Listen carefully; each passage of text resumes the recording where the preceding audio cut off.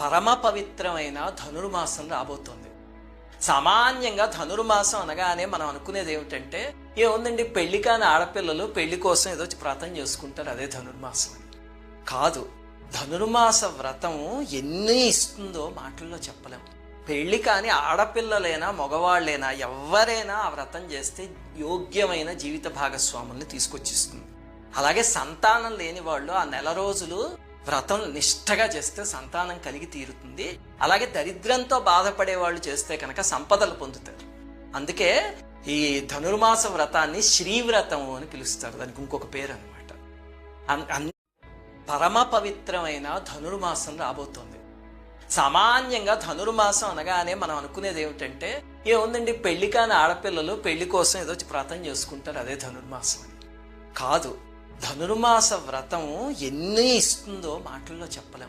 పెళ్లి కాని ఆడపిల్లలైనా మగవాళ్ళైనా ఎవరైనా ఆ వ్రతం చేస్తే యోగ్యమైన జీవిత భాగస్వాముల్ని తీసుకొచ్చిస్తుంది. అలాగే సంతానం లేని వాళ్ళు ఆ నెల రోజులు వ్రతం నిష్ఠగా చేస్తే సంతానం కలిగి తీరుతుంది. అలాగే దరిద్రంతో బాధపడే వాళ్ళు చేస్తే కనుక సంపదలు పొందుతారు. అందుకే ఈ ధనుర్మాస వ్రతాన్ని శ్రీవ్రతం అని పిలుస్తారు. దానికి ఇంకొక పేరు అనమాట.